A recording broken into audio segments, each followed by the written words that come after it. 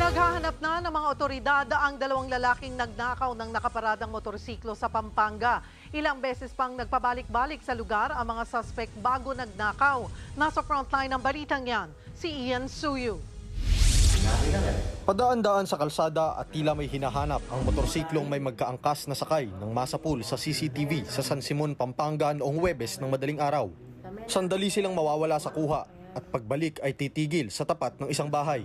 Bumaba ang backride habang naghihintay naman ang kasabwat niyang rider.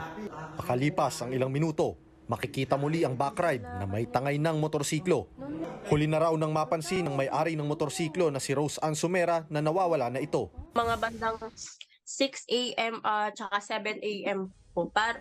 Napansin na po namin na wala yung motor. Napansin na po namin kasi yung dalawang susi po, nandito po sa bahay. Kaya ang ibig sabihin po no na ninakaw na po talaga yung motor. Laking panghihinayang nila dahil gamit nila sa araw-araw ang motor na nagkakahalaga ng 70,000 pesos. Hinala nila, sinamantala ng mga magnanakaw ang panahon para isakatuparan ang kanilang balak.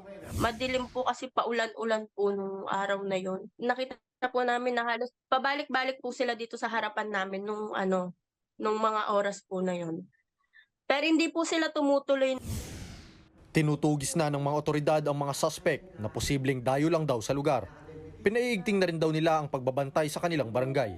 Nagbabalita mula sa frontline, Ian Suyu, News 5. Mga kapatid, Cheryl Cosim po, huwag maging huli at maging una sa lahat sa balitaan. Para sa tuloy-tuloy na talakayang sa frontline, mag-follow at mag-subscribe sa social media pages ng News 5.